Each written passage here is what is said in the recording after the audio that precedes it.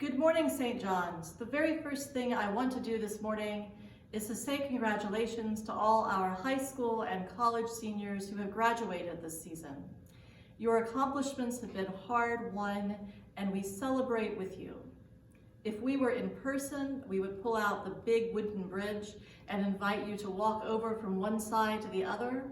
And on the other side of that bridge, we would invite members of the congregation who have been where you are to stand and welcome you as you cross the bridge. They would be there to shake your hand, to give you hugs, to welcome you into a new community.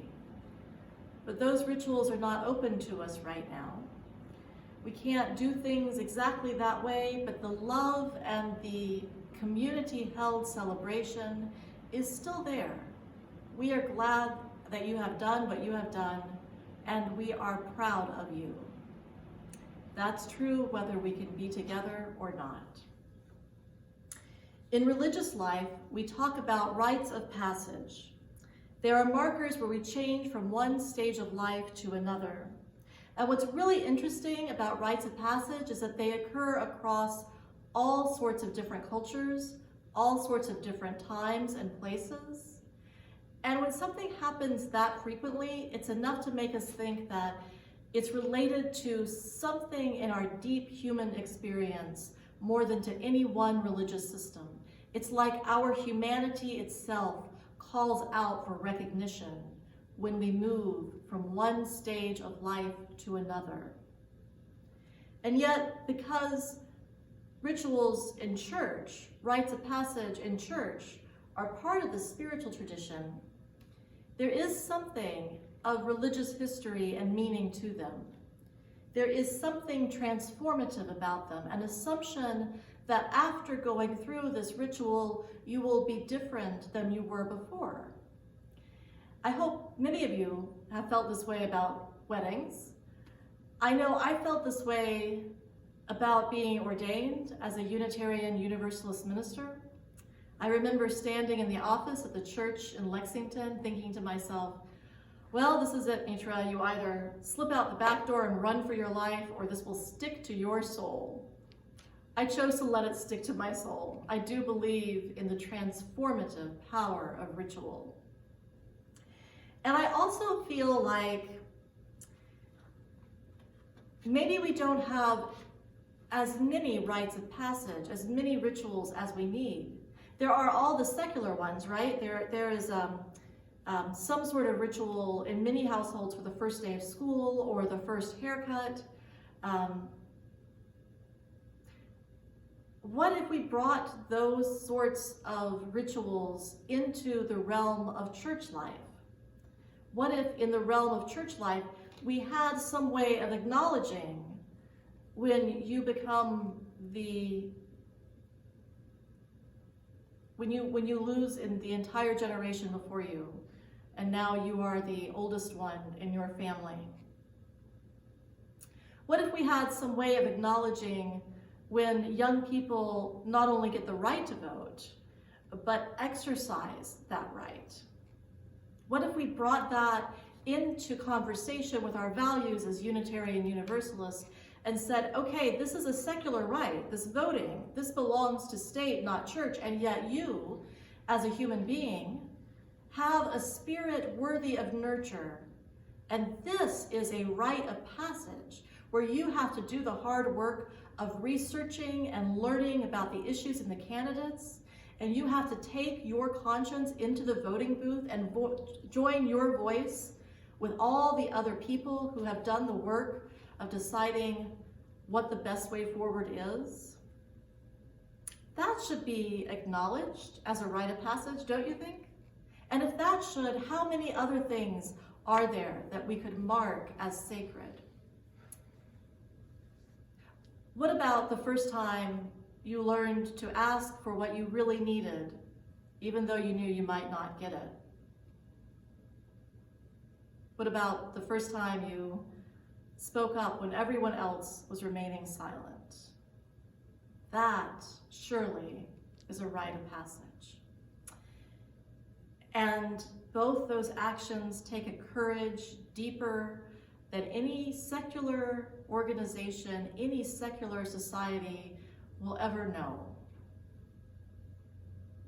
Here in the church community, in our Unitarian Universalist tradition, we are a community that promises to support each other in spiritual growth. So times of spiritual growth deserve a nod from your church family, deserve an acknowledgement that you are not as you were before, and that is okay. And sometimes that movement goes forward, as it were, and sometimes we need to stop and breathe. We have those seasons of our lives where we just need to be still or be quiet. And those should be honored just as much as any other. And yet I think everything in our culture is just so quick moving. It's just so fast moving from one thing to another that there's not time to take to live a life where we mark what is sacred. Because the truth is, it was always sacred.